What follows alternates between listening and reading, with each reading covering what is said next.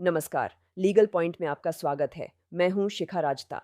आज हम एक बहुत ही महत्वपूर्ण और संवेदनशील केस पर चर्चा करेंगे। ये केस हिमाचल प्रदेश के जनजातीय ट्राइबल क्षेत्रों में बेटियों के संपत्ति के अधिकार से संबंधित है। क्या एक बेटी को अपने पिता की संपत्ति में हक मिलना चाहिए या पुरानी रीति कस्टम को मानना चाहिए? इस केस में हाई कोर्ट ने एक बहुत अहम फैसला सुनाया, लेकिन मामला जब सुप्रीम कोर्ट पहुंचा तो एक बिल्कुल अलग ही नतीजा सामने आया। केस की पूरी जानकारी, यानी इस केस का नाम और डिटेल्स, हम आपको वीडियो के अंत में बताएंगे। इसीलिए हमारे साथ अंत तक बने रहिए। और अगर आपने अभी तक लीगल पॉइंट को सब्सक्राइब नहीं किया है तो जल्दी से सब्सक्राइब करें, बेल आइकॉन दबाएं और इस वीडियो को लाइक और शेयर करना न भूलें। ये कहानी शुरू होती है हिमाचल प्रदेश के चंबा जिले से। एक व्यक्ति था जिसका नाम था रसालू। रसालू के 2 बेटे और 4 बेटियां थीं।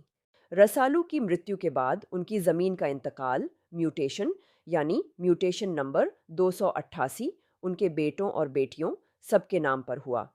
कुछ समय बाद बेटियों ने अपना हिस्सा अपने एक भाई ब्रटिया के हक में दे दिया, जिसका इंतकाल म्यूटेशन नंबर 371 हुआ। रसालू के दूसरे बेटे बहादुर को ये बात पसंद नहीं आई।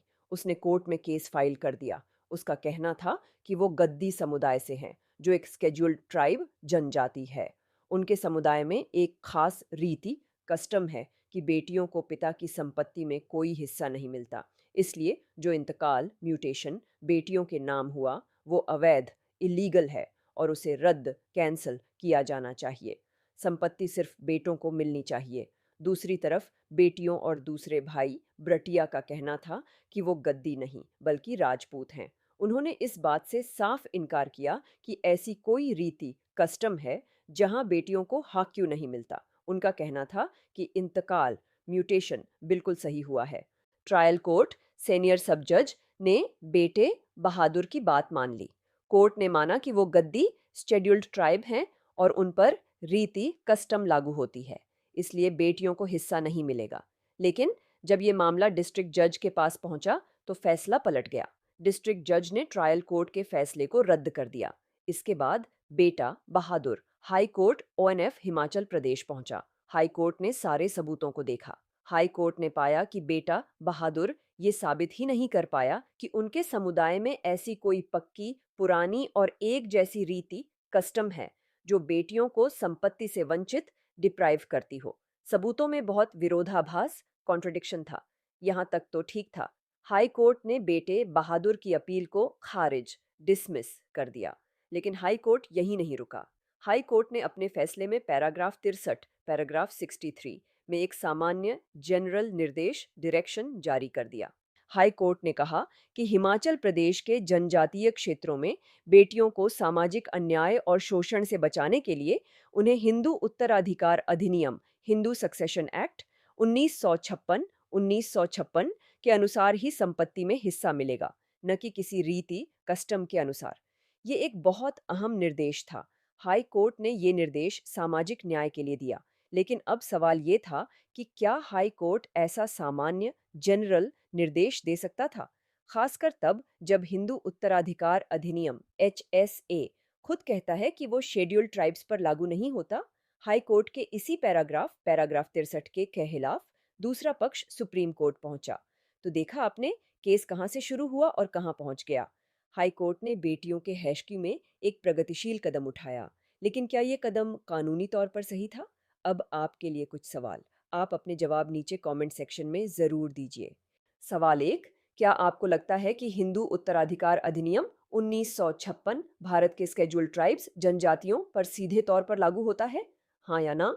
सवाल 2, क्या एक हाई कोर्ट किसी केस का फैसला सुनाते समय ऐसा सामान्य जनरल निर्देश दे सकता है जो उस केस के मुख्य मुद्दे मेन इश्यू से अलग हो? आपका अंदाजा, प्रिडिक्शन, आपको क्या लगता है? सुप्रीम कोर्ट ने क्या फैसला सुनाया होगा?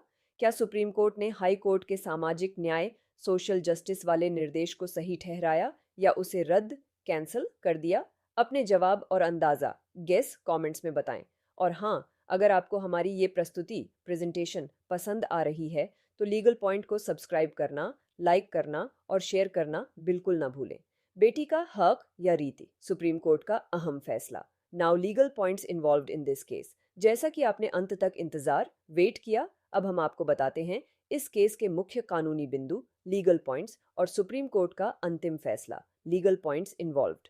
इस केस में सबसे मुख्य कानूनी सवाल, लीगल पॉइंट, हिंदू उत्तराधिकार अधिनियम, हिंदू सक्सेशन एक्ट 1956 की एप्लीकेबिलिटी का था।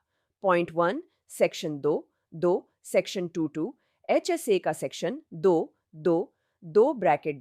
बहुत साफ कहता है कि यह अधिनियम एक्ट स्केड्यूल्ड ट्राइब्स जनजातियों के सदस्यों मेंबर्स पर लागू नहीं होगा। ये तभी लागू हो सकता है जब केंद्र सरकार central government gazette official gazette में नोटिफिकेशन जारी करके ऐसा निर्देश दे। पॉइंट 2 अदालत का अधिकार क्षेत्र, जुरिस्डिक्शन ऑफ द कोर्ट। दूसरा अहम सवाल ये था कि क्या हाई कोर्ट उन मुद्दों इश्यूज पर निर्देश डायरेक्शंस दे सकता है जो पार्टीज ने केस में उठाए ही नहीं थे। इस केस में मुख्य विवाद इस बात पर था कि वो परिवार गद्दी ST है या राजपूत, और क्या वहां कोई रीति कस्टम है या नहीं। हाई कोर्ट ने खुद माना कि रीति कस्टम साबित नहीं हुई, लेकिन इसके बाद हाई कोर्ट ने आगे जाकर सभी ट्राइबल बेटियों के लिए HSA लागू करने का सामान्य जनरल निर्देश दे दिया, जो उस अपील का मुद्दा इश्यू ही नहीं था। सुप्रीम कोर्ट का फैसला। अब आते हैं अंतिम फैसले पर। सुप्रीम कोर्ट ने नवांग एवं अन्य बनाम बहादुर एवं अन्य सिविल अपील नंबर 4980 ऑफ 2017 में 8 अक्टूबर 2025 को अपना फैसला सुनाया। सुप्रीम कोर्ट ने साफ कहा कि हाई कोर्ट का पैराग्राफ 63 कानून के अनुसार सही नहीं है। सुप्रीम कोर्ट ने कहा कि जब सेक्शन 2 साफ तौर पर शेड्यूल्ड ट्राइब्स को HSA के दायरे से बाहर रखता है, जब तक नोटिफिकेशन न हो, तो हाई कोर्ट ऐसा निर्देश डायरेक्शन दे ही नहीं सकता था।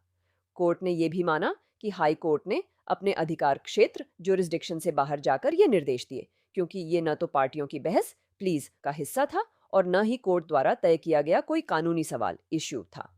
इसलिए सुप्रीम कोर्ट ने हाई कोर्ट के जजमेंट से उस पैराग्राफ 16 को पूरी तरह से सेट असाइड रद्द कर दिया और उसे रिकॉर्ड से हटाने एक्सपंज का आदेश दिया।